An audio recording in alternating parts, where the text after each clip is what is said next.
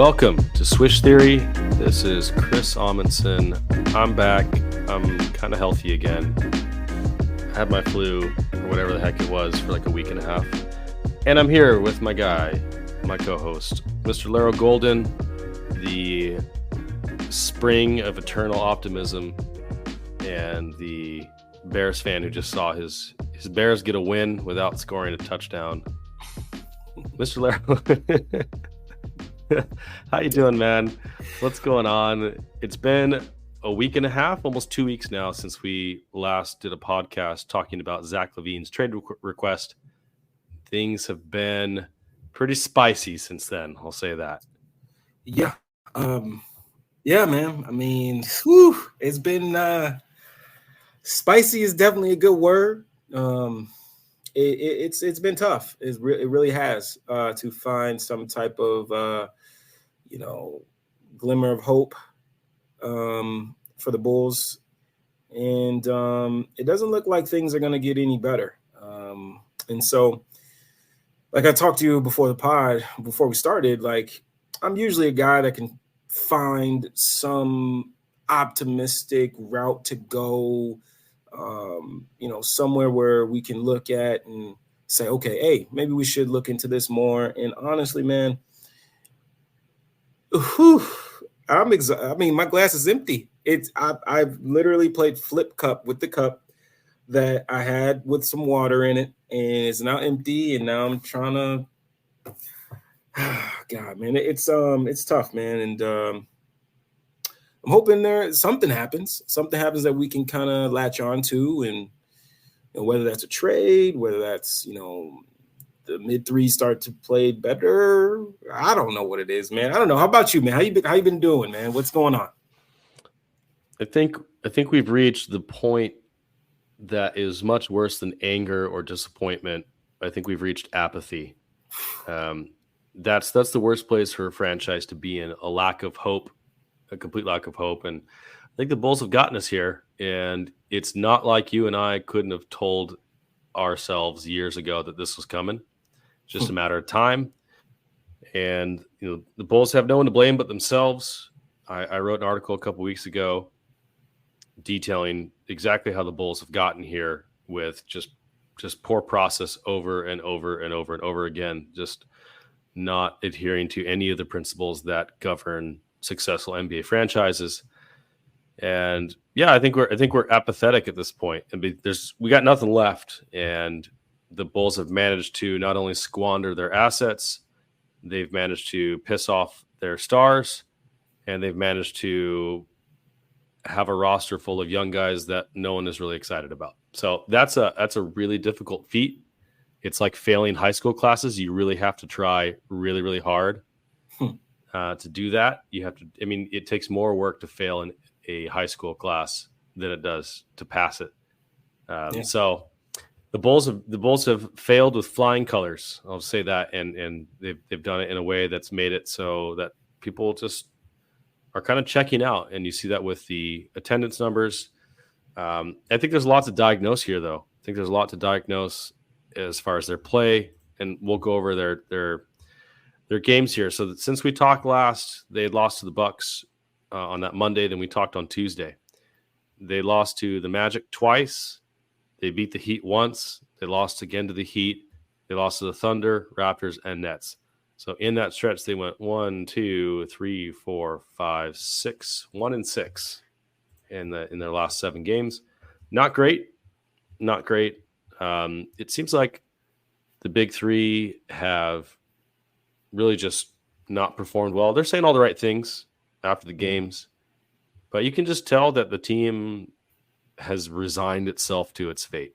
I'm not sure what else there is to say about it at this point, but everybody looks way worse than their usual selves right now, with a few notable exceptions, I think. But I think that, it's just not a surprise that we're here, and I don't want to be too doom and gloom on the pod. We can talk about kind of more of the granular stuff, but it's time for change.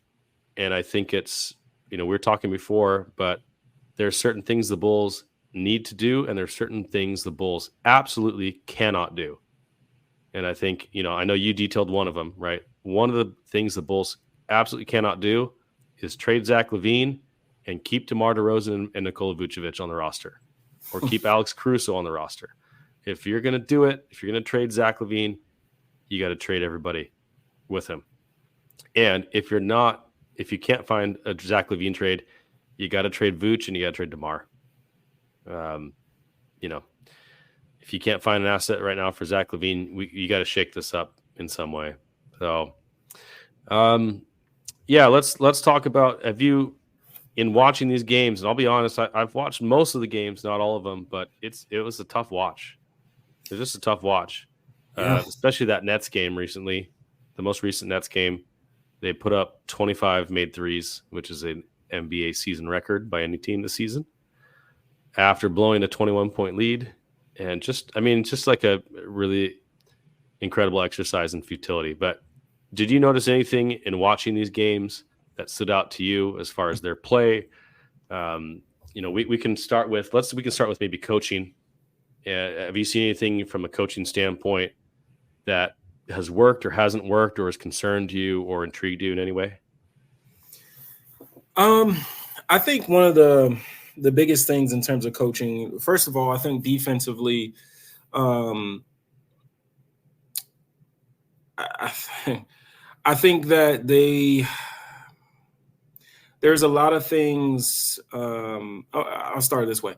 Like the past couple seasons, the defense was definitely getting the most, they were squeezing everything out of that lemon, and, it amounted to being a top 10 defense. And I think this year they just seem disconnected. I don't know whether that's, before the team was kind of still bought into what Billy was preaching defensively, and they were giving a lot of their effort, or whether that was just because Javonte Green and DJJ mixed with Pat and Caruso and Io, like that team, that was just enough with how much they flew around and made things easier.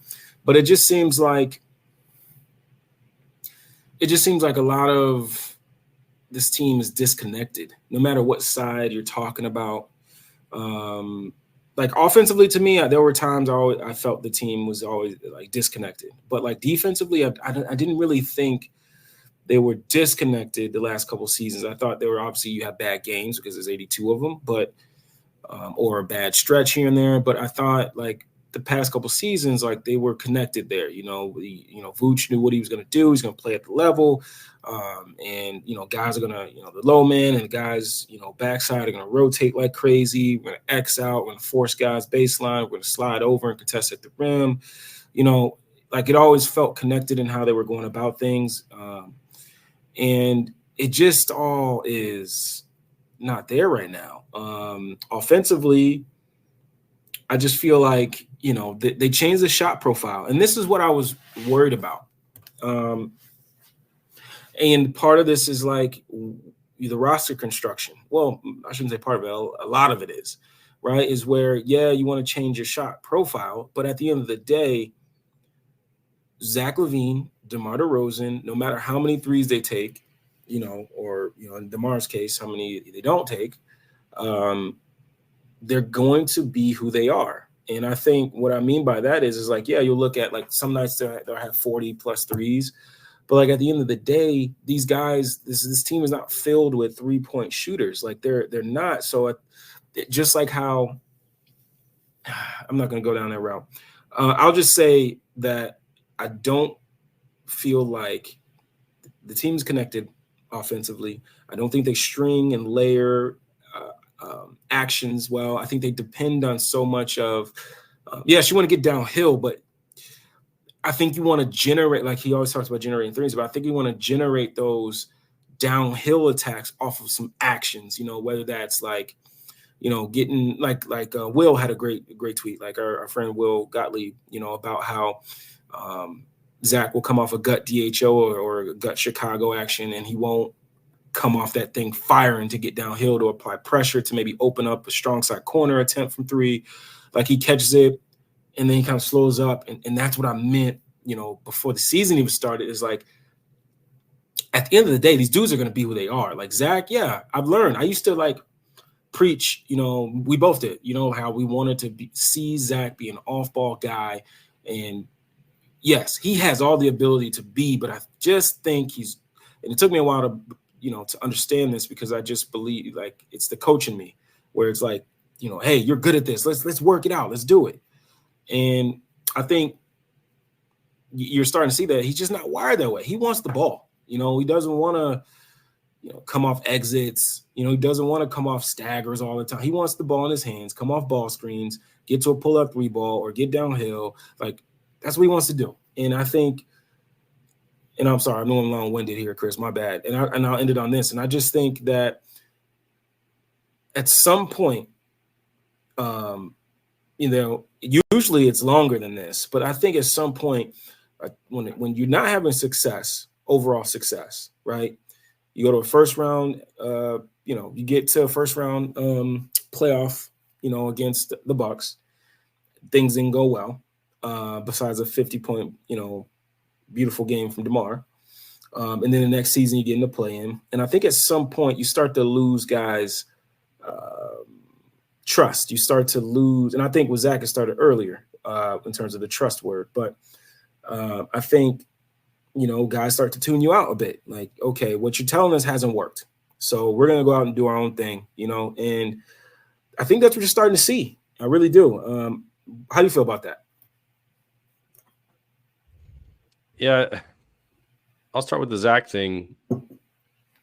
We've known for a while that Zach likes to take charge, and it's always been a question of whether or not that's his natural inclination, because he's just a hard worker. He's a do-it-yourself kind of guy in general. And that's why I've always wanted to see him next to a true superstar, because I think that's going to help unlock him, because he's not going to feel that natural need to take over if there's a guy next to him that's better than he is, that's clearly better than he is. But this team, you're just not going to see it on this team. And it's interesting that you saw a comment from a former Knicks executive in the last week or so talking about whether or not Zach can impact winning. And I just want to be really clear about this. If you as a person do not think that Zach LaVine can impact winning, you do not belong in NBA analysis. You just don't belong in NBA analysis. The thing is, as with most players, it's all about context. Zach LaVine can absolutely help a winning team in the right context. The problem is he's not had the right context, and he's been stuck in organizations that have been either aiming for mediocrity or worse. They're the entire time he's been on their team. So, I think it was Kevin O'Connor said it recently on a podcast, but I think talking about Zach LaVine not being able to be in the right context and kind of comparing him to Jaylen Brown. And I just think if Zach LaVine had been in Jaylen Brown's position, been drafted by the Celtics and been shaped by a winning organization with all those draft picks and next to a star in Tatum and all these things, would we be looking at him differently? Or if he was next to Luka, or if he was next to LeBron, or if he was next to, Shai Gilgeous-Alexander, or these other guys that are really driving winning because they're playmakers, the offense runs through them, or even a guy like Tyrese Haliburton, which we had the chance to draft. How would that conversation change? And if you don't think it would, if you think Zach has the stink of losing on him, I just think you're uncreative. I don't think you're really thinking about that hard. But unfortunately, we don't really get to see Zach in another context right now. And I really hope that either he gets traded somewhere to a winning organization, or everyone else around him gets traded, and we find a way to put a true star next to him, because I think he deserves it. He's taken a lot of flack, and some of it deservedly so. His camp has said that he's willing to see somewhere else. He wants to be traded potentially, but it's hard to blame him. I mean, he's been here for 7 years, and I mean, every NBA front office that he's dealt with has just not put the pieces around to really maximize his skill set, put him in the position to succeed, or put the franchise in position to succeed. So it's tough to see it. Just in general, for the coaching part, there's always, two aspects to coaching. Number one is the X's and O's, what you're, the sets that you're running. I know, Larro, we talk about that a lot. what Billy's good at, what he's not good at. I mean, Billy's definitely willing to make changes. He's actually fairly creative in game about making adjustments. I think Stefano is a good example of someone who's good at pointing those things out in game. And the other part of coaching is buy-in from your players. And that's clearly the part where, whether it's Billy or whether it's just a situation, he seems to be losing that buy-in as a group. And you mentioned it with the defense, that it just looks disconnected, and it doesn't look succinct and well executed like it has in the past. And maybe part of it is Caruso being out recently, but I don't think any one of these guys has necessarily lost a lot of individual capability. Although I do think Vucevic, we can talk about that in a little bit.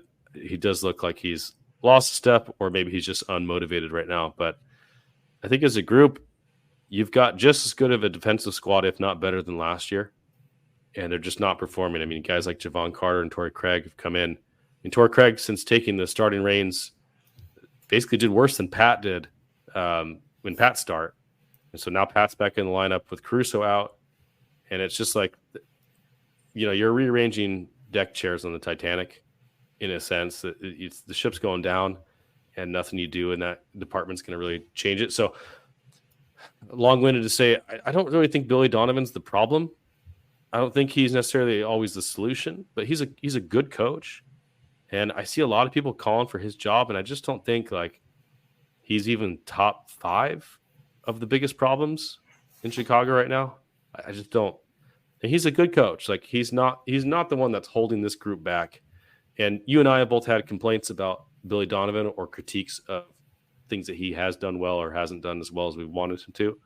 But I think you'd agree with me, Larro, that Billy Donovan's not really the problem right now, and anyone calling for his job is just kind of, I think you're just barking up the wrong tree.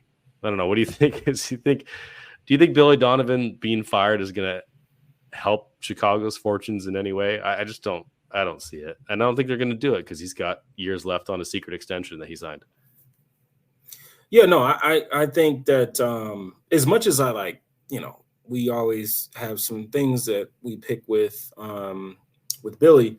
No, I mean, I don't know. Maybe if you got Eric Spoelstra, if he was hitting your phone and look, I want to bring the Bulls back to, what they used to be. Then I mean, hey Billy, I'm gonna get you the first Uber out of here, brother. Yeah, I would do that in a heartbeat. But I don't think, like you said, I don't think he's the biggest problem. I just think that this team is just a bad batch right now. It's almost like they've reached their expiration date, and it's time to take it out the fridge. You clean out the fridge. Oh God, I forgot about that. Throw it in the garbage. It's time. It's time to really take care of business and suck it up.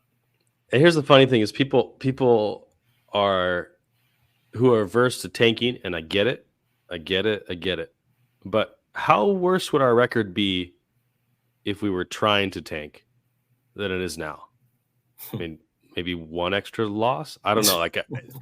We're 5-12 or 5-13 or whatever it is right now. It's not like we're doing well in the first place. So, as I said, as I've been saying for years, as you've been saying for years, focus on the development of Kobe and Pat and Dalen and Julian and Ayo and these guys.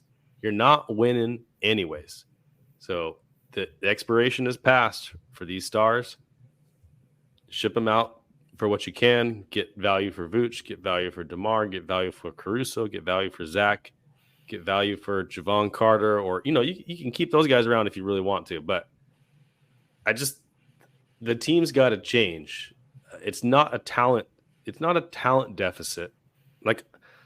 I think our friend Mark said something like that that the Bulls are not as talented or don't have as much talent as the Nets and the Raptors. And it's I don't know if that's true. I think the Bulls have more talent. Talent just doesn't fit. Yes. And ultimately, it doesn't matter what talent you have if it doesn't fit. So, whether he's right or not, it's the Raptors fit better because they've picked a direction, or they've chosen to build around Scotty Barnes and let him take his lumps. And he's had great games, he's had bad games, but they're doing it. Same with the Nets. Nets are like, we got a bunch of guys. We're going to let Mikal cook, and we're going to put all these wings next to him and Spencer Dinwiddie and Claxton, and we're just going to roll with it and see what happens. Yep. The Bulls keep trying to do this continuity thing, and I don't understand it, because continuity of what? Of mediocrity. Why are we signing up for more mediocrity? Like, hey, we love what happened last year. Let's do it all over again. They keep doing it over and over and over again with lesser returns every single time. So I don't know. I don't understand what the Bulls' direction is. I think it honestly is just to put butts in seats as usual. I think that's their only goal. They say that mediocrity is not acceptable, but I really think that is the goal.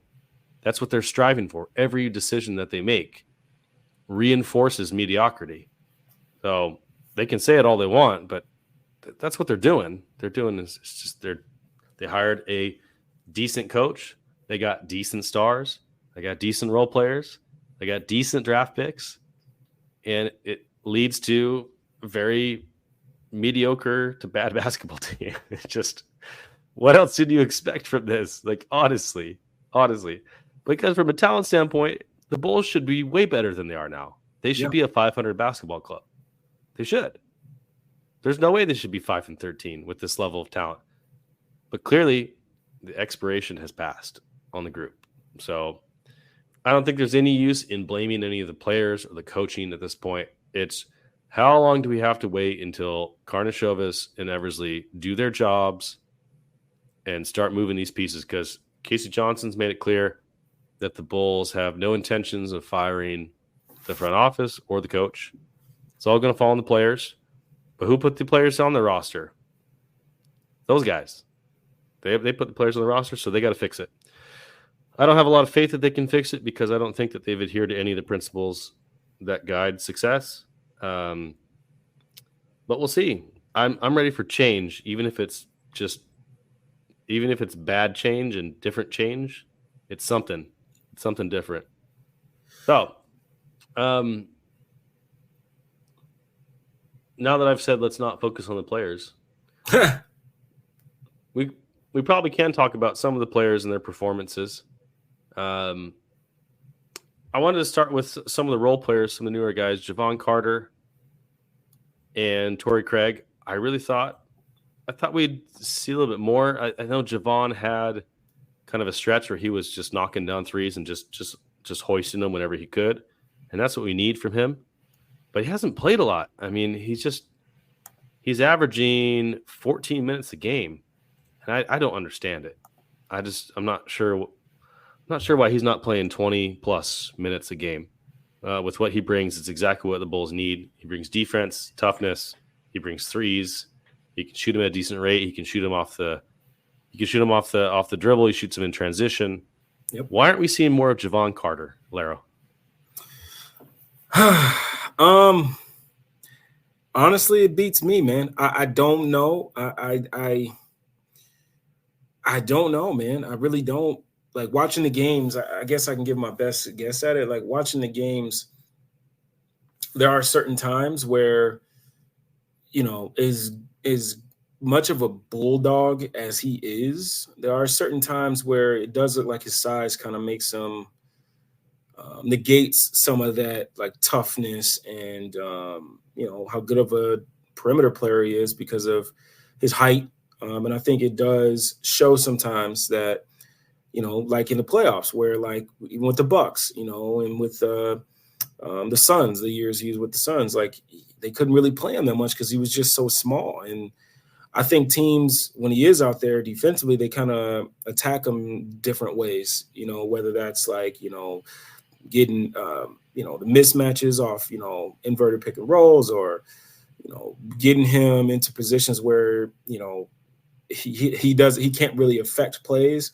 And sometimes I think when he's missing threes and when he's not shooting the three very well, he doesn't really bring you much else. He doesn't have juice off the bounce to attack to get to the rim. He's not really a good playmaker. He's more of a guy that's really good if and again, he could probably play more than 14 minutes. Like, he's really good playing off of stars, where he can be this secondary, tertiary guy, where he can take the three or he can attack a closeout and make the next play from there. But like, this team is just, they don't really create a lot of those situations. So, because at the end of the day, it always ends up with, like, whatever you're doing, it's always going to end up back to, DeMar DeRozan ISO at the top of the key at the elbow, or Zach LaVine coming off a pick and roll. So it's not like they're running actions or sets to really get the ball humming around. They're just really running like fluff sets to get, Zach and DeMar to their spots. So, sorry, I went a little bit longer, but Javon, I guess what I was trying to say is just like, I think his size kind of hurts at times defensively. And I also think when the shot is not falling, he doesn't really do too much for you on the offensive end. So, yeah, that's how I feel about Javon, at least right now. That's interesting. And you kind of juxtaposition that with Kobe White, who's been starting all year. Kobe White's been getting picked on a lot defensively, yeah. I've noticed. Coaches are definitely playing, running plays against him, trying to get him isolated on defense. And like, I don't think it's an effort thing. Kobe's just never going to be that guy, and they're going to pick on him. And but what I like about Kobe is when his shot's not falling, and it's something that early in his career was always a criticism of his, which was, if he wasn't scoring, what's he doing for you?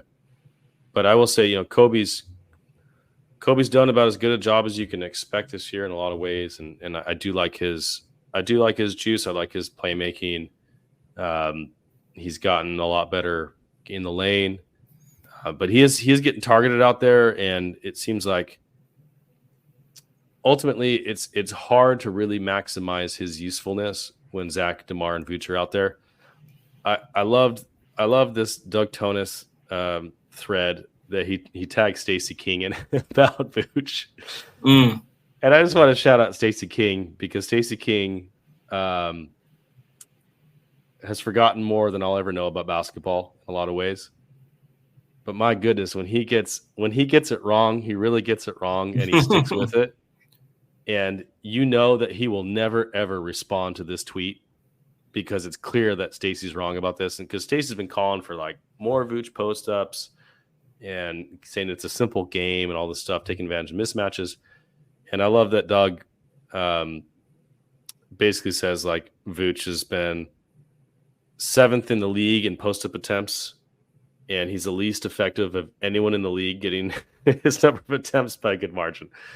And basically, like, that we'd be the worst offense in the league by a country mile if we just relied on Vooch post-ups. And, it's the same thing. Like, you remember when Stacey a few years ago was just bagging on Wendell Carter, and the drop defense thing, and a bunch of people, including myself, tagged Stacey King, and were like, "Dude, what are you talking about? He's not supposed to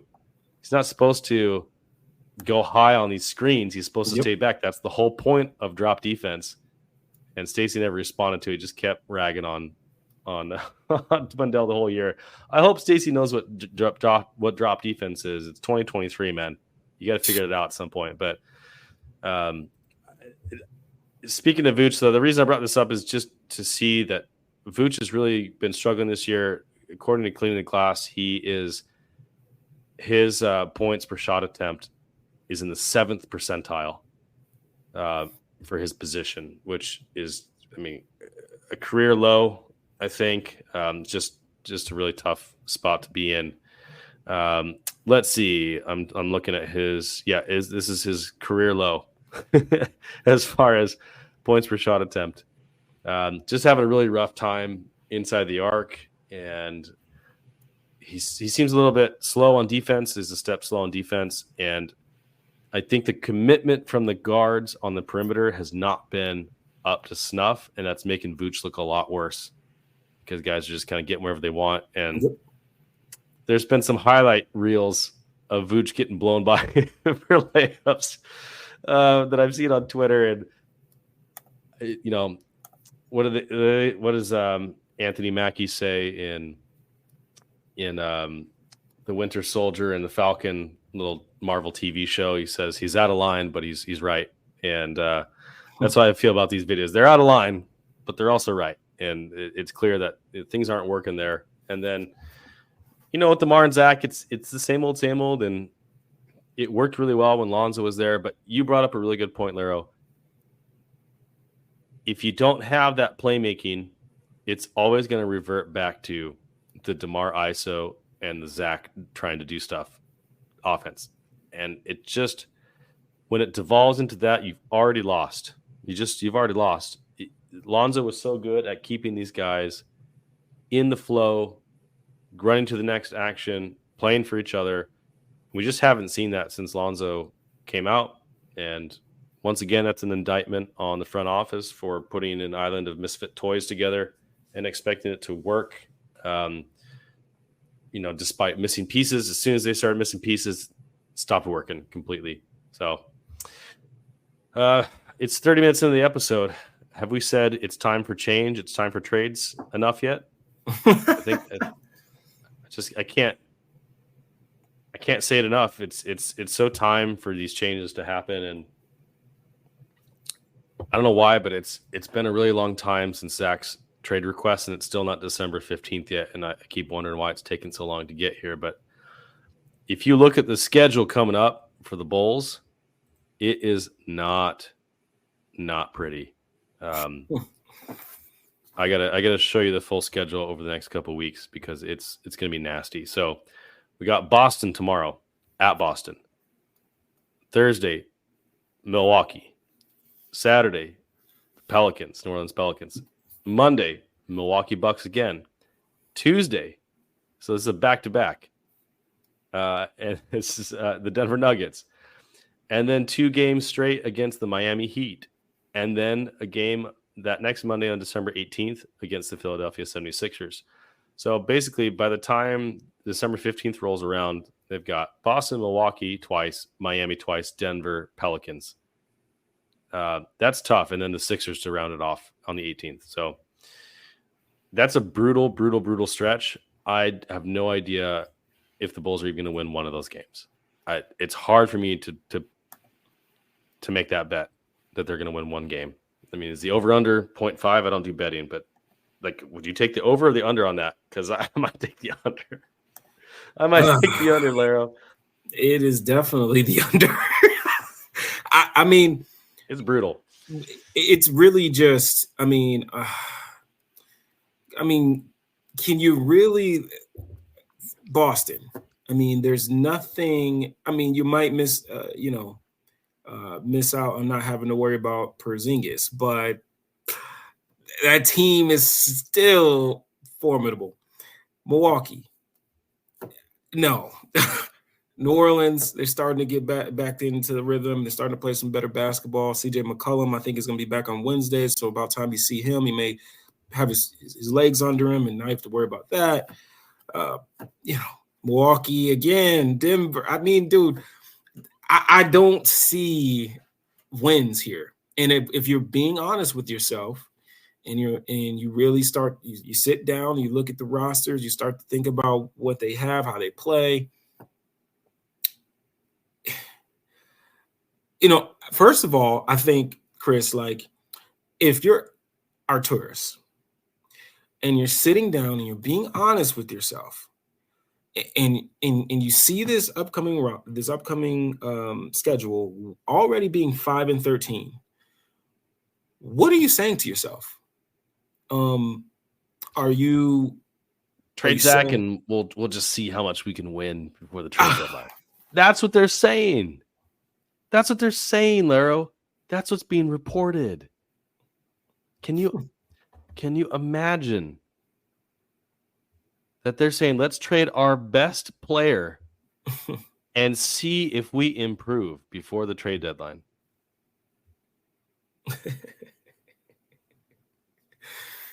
It's ludicrous, right? I mean, yeah, I can't help myself. I had to interrupt you. It's unbelievable that is their plan, that Alex Caruso is untouchable. Now, he'll always be untouchable in my heart. Right. But good grief. Why is Alex Caruso untouchable? Why? Why? What are you doing? What are you doing? What are we doing here? Why? Why? Man. Why, Larro? Please. I'm speechless. I don't even know what to say. I don't understand it. How do you get to this point and think, let's try it one more time without our best player? This car's gotten us last place. What if we take the wheels off and give it one more spin? Let's see if taking the wheels off of this car will make it go faster. That is their plan. That is their plan. It's bad, man. I mean, it's amazing. This is Jim Boylan level clownery on an organizational level. Seriously. And that's what it is. It's it's also frustrating, right? Because they talk about continuity, being the reason why they brought this team back together. And first of all, the red flag was going into your third year being together. You got to go to Nashville to work on getting together and being better as a team and getting to know each other. Your third year? I know, Larro. And then you get into the season, and the consistent thing is slow starts. The lineup, the starting lineup.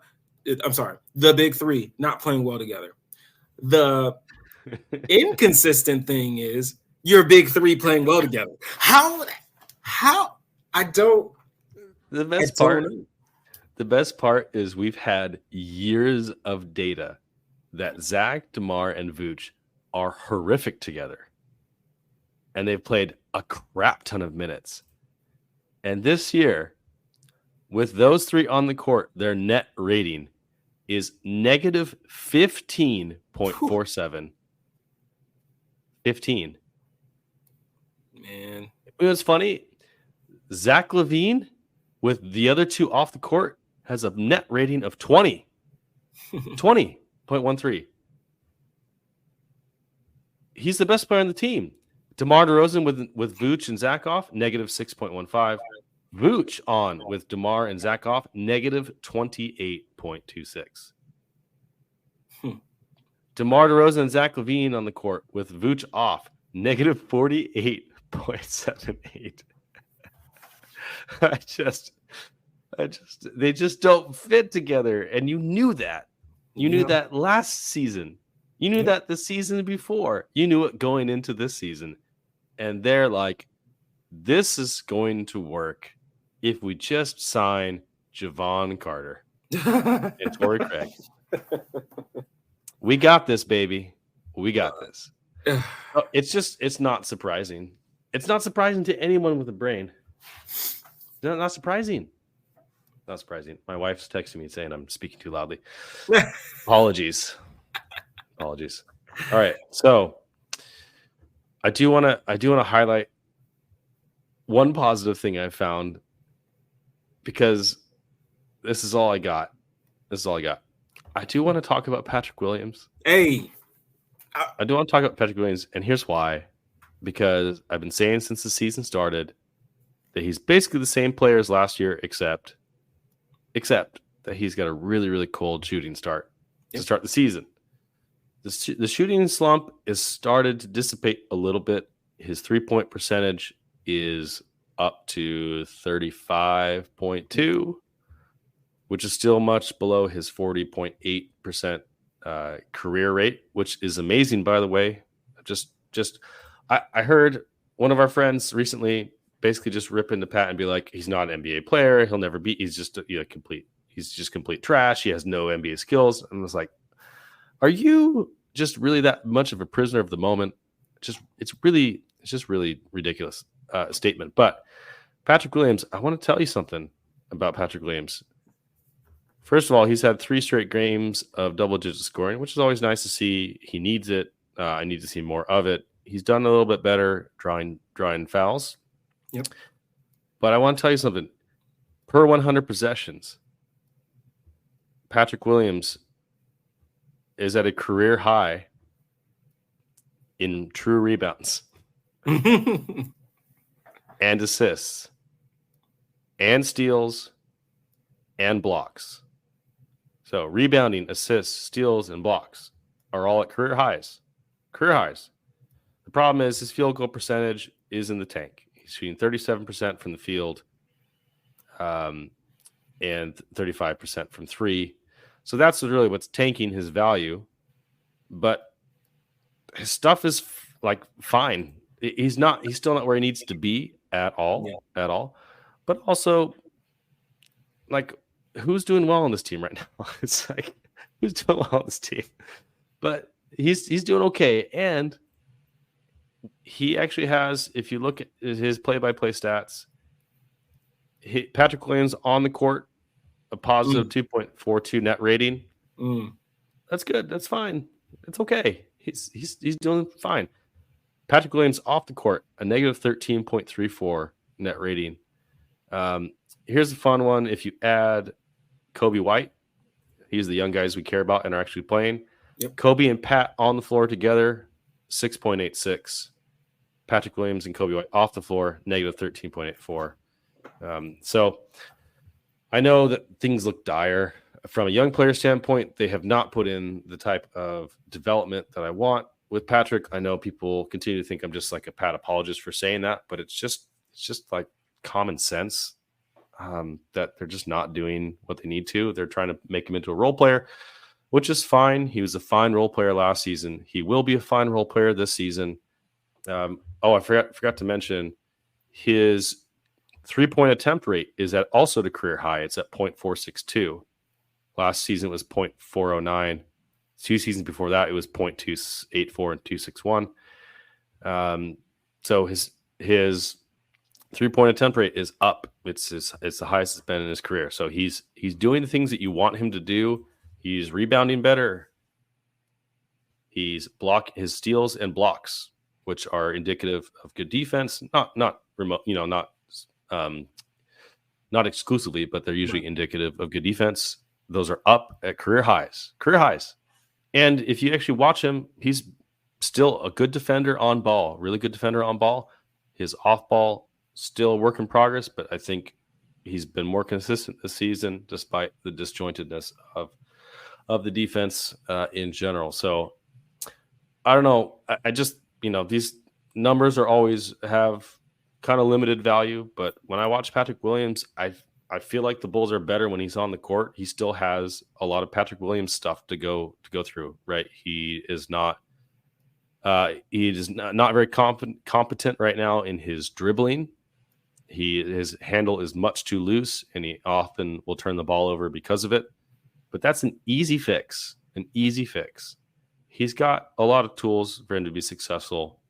But the problem is the glaring weaknesses right now are glaring, and they're on a team where everyone has a gun pointed at each other to look for weaknesses. So just really great. But I thought I'd try and be a little bit positive here, that I do think Kobe's done well this season. I think Patrick is coming out of a shooting slump. The numbers are starting to stabilize, and he's doing all the other little things at career highs, which no one else will tell you, and no one else is paying attention to it.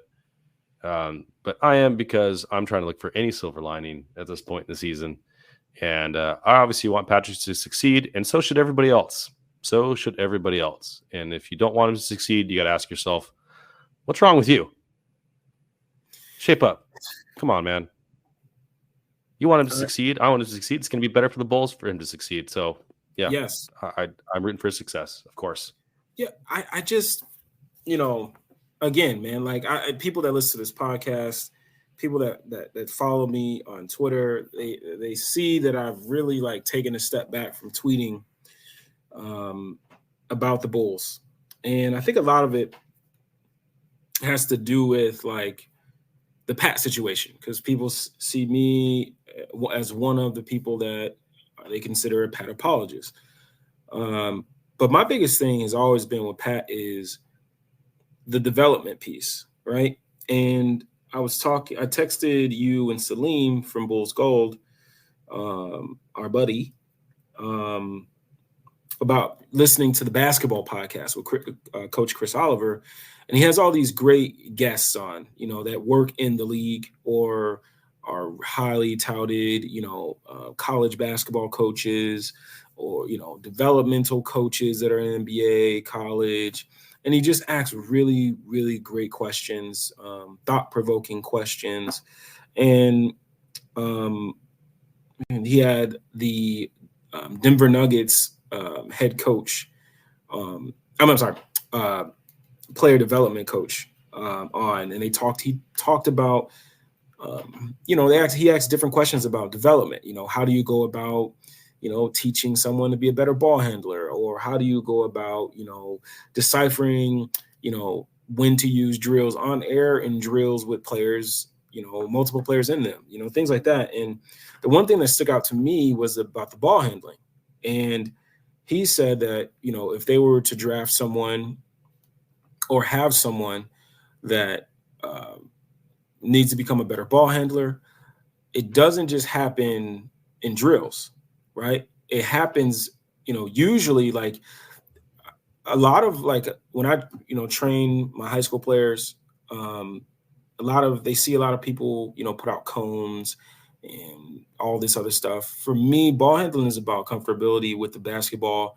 It's about understanding what move to make in what situation, because you may learn between the legs, behind the back crossover, but like if you don't have to do that stuff, don't do it. You want to be an efficient basketball player. If all you need is a crossover to get to your spot, do the crossover. If all you need is a jab step to make that person step back to pull it, you do that. But you shouldn't have to cross hezzy, tween back, step back, like all these different type of counters if you don't have to.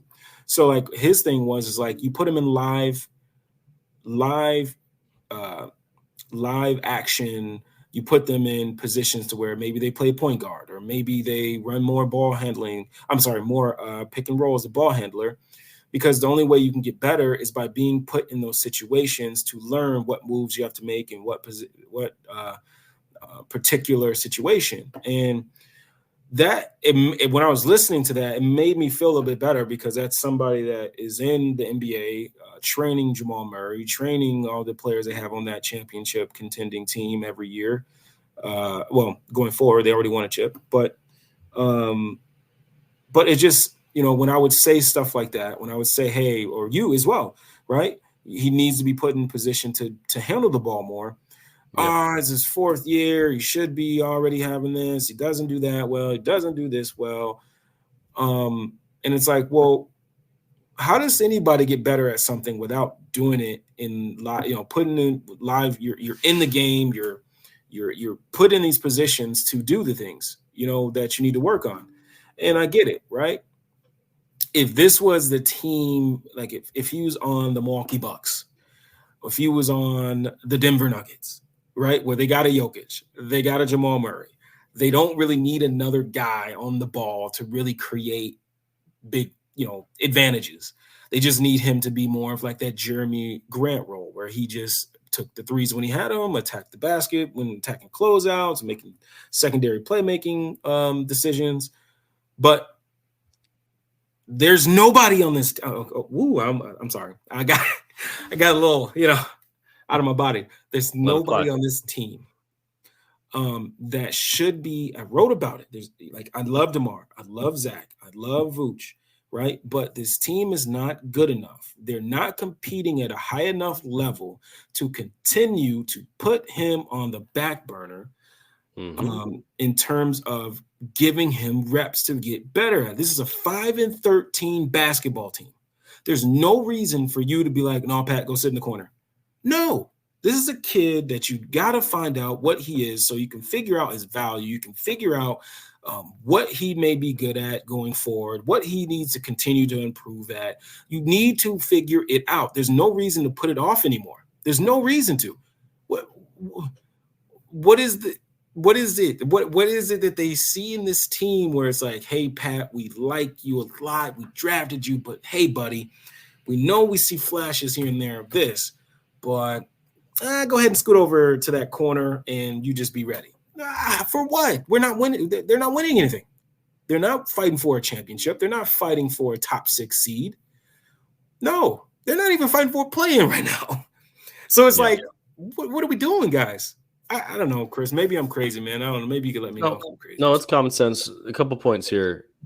Number one, with any basketball skill, you need to combine off-season workout and skill work, right? You got to do in the off-season where it's not 5-on-5, but you also have to pair it with on-ball live action reps. And so I said this the other day, and our friend C-Red Fred said something like, you should never be practicing that stuff in game. And I'm like, I don't know what 6th grade coaching you're doing, buddy, but that is not how it works. It's just you have, of course you have to do live on-ball reps in the NBA at NBA speed against NBA competition in order to really improve it. Yes, he should also be doing it in the offseason. I know he has been, but you got to do both. You can't, no one's going to just magically get better at that thing if they're not doing it in the NBA. As you said, you're going to learn what's required to get to your spot. And you're going to learn that you don't have to do all these crazy moves. You can just do what's required to get to your spot or to plow past this person, or, and we've seen it in flashes, but Pat, obviously he gets like a couple of those reps a game. And so when he turns it over once or twice, it's going to look really stupid. And it does. But the answer is not to give him less reps. It's to give him more. And the only downside to giving him more is that it's taking away from DeMar and Zach and Vooch and those guys and the on-ball reps that they're getting. And theoretically, at least, it's going to lead to more losses. But as you just said, we're losing anyways. What is the reason? What is the basketball reason at this point not to put the ball more in Kobe and Pat and Io's hands and just let them get live reps as much as they can, because they're going to need that. And it's not costing you wins at this point. So what's the drawback to doing so? This is common sense, so it doesn't surprise me that an NBA, player development coach on a championship level team is saying it. Like, this is just basic stuff. I don't understand why this stuff is controversial. Like, why do people say like that I'm crazy or have crazy Pat takes? Don't you know he's supposed to be really good right now? Stuff like that. Why should he be good? Why should he be good at that, Larro? When has he ever gotten the opportunity to do that on a consistent basis? This is like the first year that they're putting the ball in his hands even 2 or 3 times a game. Yep.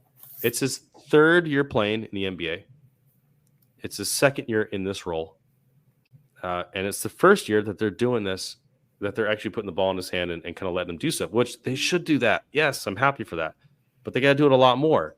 So, no, it's like if you never let someone take 3-point shots and all of a sudden they start taking 3-point shots first year and they're only taking 1 or 2 of them, why would you expect them to be really good at that?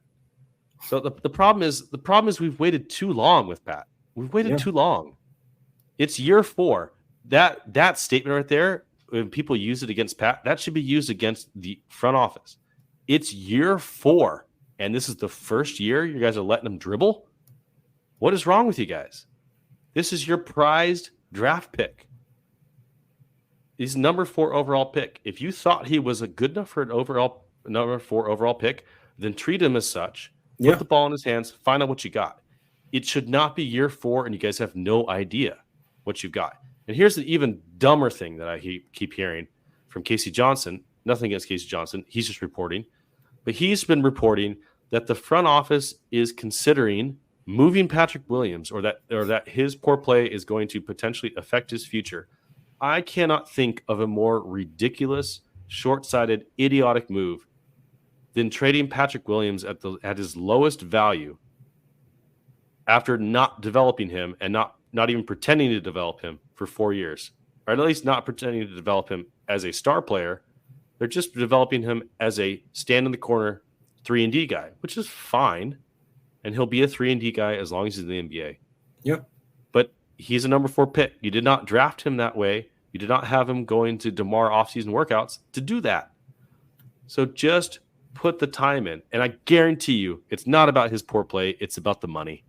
I guarantee you it's about the money. They don't want to pay his next contract if it's anywhere in the teens or whatever. It's always about the money. So I would tell you, worse than just trading Zach and keeping DeMar and Vooch would be trading Zach and trading Patrick Williams. It's like, what?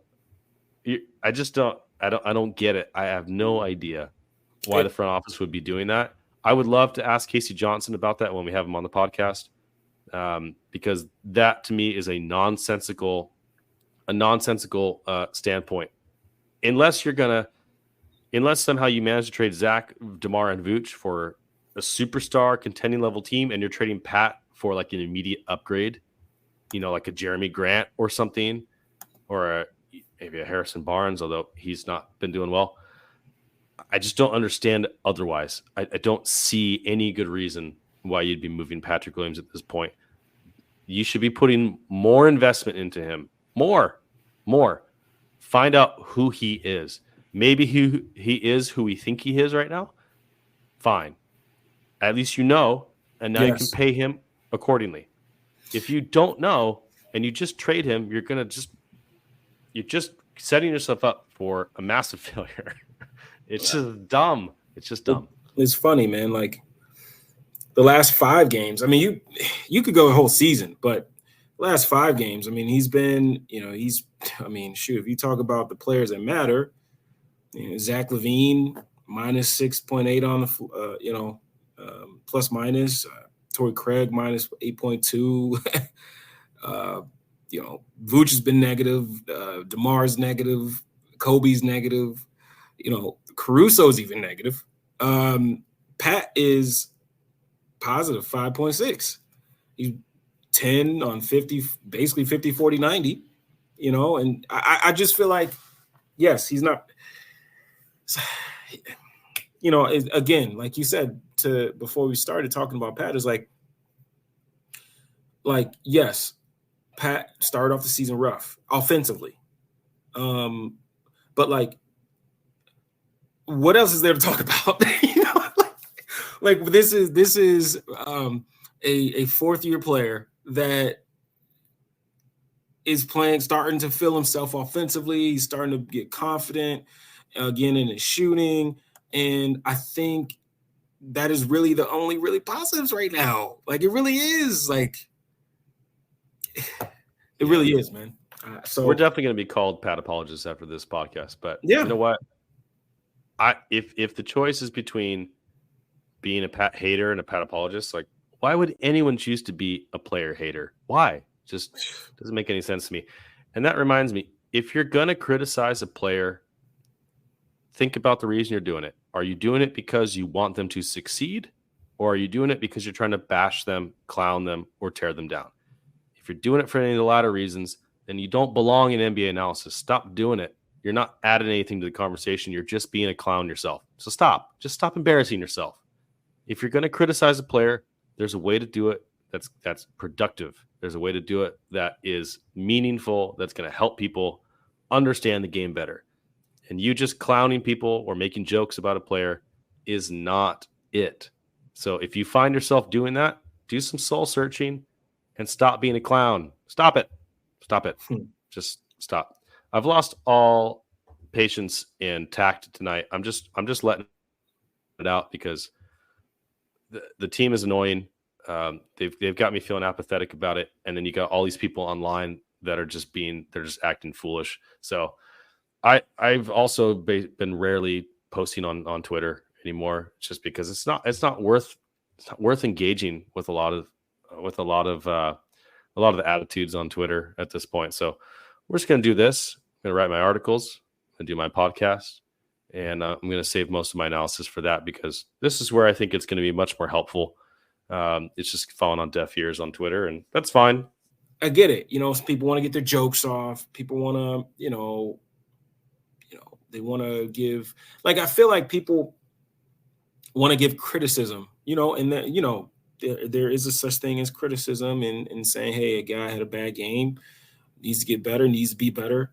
But I think some people, like you said, some people take it a little too far sometimes. But I think sometimes you just gotta watch it and break it down, understand there's more context than just missed shots. Like, like I think sometimes people just get it mixed up, man. Like they just watch the game, see a missed shot, and that's it. And he's a bum. But it's like there's more to it, man. Like there's there's more context to the game, man. And I just feel like people try to simplify it, and it's whatever. But it's disappointing though. Like people that you respect, that you should do a better job, are just falling victim to this kind of thing. And that's what's annoying to me. It's like, better than to do that. Come on. Yeah. You know exactly what he's doing and what he's not doing. So talk about both of them. Don't just be like, oh, he sucks because he's only scoring 4 points a game on 25%. Okay. That's called a shooting. That's called a cold stretch. What else is he doing? Yep. Is he just doing nothing on the floor? Because that's what people just take it to the extreme. So just be real. Just be real with it, man. That's it. That's all you got to do. I feel like I'm going to devolve into further degeneracy here. So it may be a good time to wrap it up. But do you have any final thoughts about the Bulls' upcoming schedule or about the upcoming trade deadline? Or do you have any ideas about where you'd like to see anyone moved or anything like that before we head out of here? I think for me, because I'm already checked out of this season in terms of like what I mean by checked out is like I don't think they're going to be a playoff or even play-in team. So I'm going to be looking at the young guys. I could care. This sounds harsh, but I can care less about the mid-3 anymore. So I'm going to take care. I'm going to watch Pat's progression. I'm going to watch Kobe. I'm going to watch when Julian Phillips gets his minutes, like that's the thing, forget it, man. This season's done. Bring in Julian Phillips, get, hell, even bring in Dalen, like just let these guys play because this is done. So just buying in, just, Billy, I know you didn't want to do it. I know you didn't want to deal with it in OKC, but brother, you just signed a secret extension and this is where we're at. This is where the Bulls are at. So you gotta see what you got in your young guys, brother. Your seat's cold, baby. Play them young guys. Play them out. You're chilling. Pretend like you're back in Florida, man. That's right. Just do your thing, Billy D. Let's go. Yeah, I agree with you. That's what I'm focusing on when I watch the games. I'm focused on the young guys. I'm focused on defensive schemes, and a lot of times looking at other teams and just being like, oh, hey, look, it's a real basketball team. That's cool. Be nice to have one of those. Yeah. We haven't had one of those since I even became a fan. It's been a decade. We got nothing. We got nothing in the future. Will Gottlieb put out something today. It was like the Bulls have the bleakest future in the NBA. Changed my mind.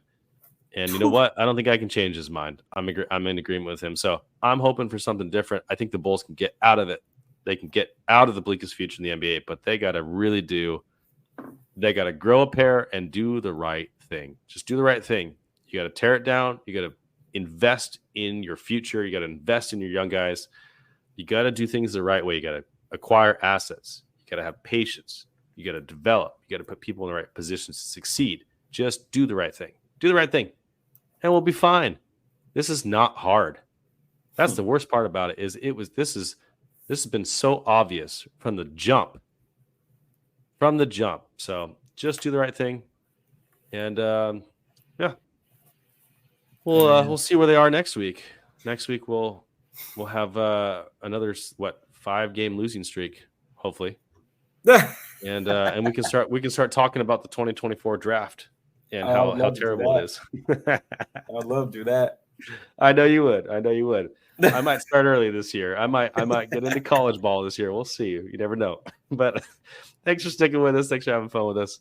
I had fun, even in misery. There's always fun. So appreciate you guys listening to us. follow great work at Swish Theory. We got some great features. We just had a Jalen Suggs feature posted on our site today by our friend S. And check out some more stuff. I'm hopefully going to have another article here before the end of the year. And we'll see you guys next week. Larro, anything you got going on this week besides delivering packages for the man? Yeah, man. I mean, that's about it, man. I'm delivering some packages, training some of my high school players, watching the Bulls games, getting some film study done for the draft prospects coming up. What set are you implementing for your high schoolers? So with high school, it always I'm getting my words all mixed up here. So what I always do is tryouts, right? We have our tryouts. We figure out, I see what type of players we have, and I go from there, right? So last season we're going to basically have the same group. So last year we had a bunch of guards that can handle it. So we ran a lot of dribble drive motion. Years before, like I've had one good big man who's good in the post, so we'd run 4 out, 1 in, and so it's just, it all depends to me on what your personnel is, because you don't want to, you don't want people running, you don't want to put a square peg in a round hole, it won't fit. So that's where I go about things. But hopefully I get I really want to get an article done. I've just been really, really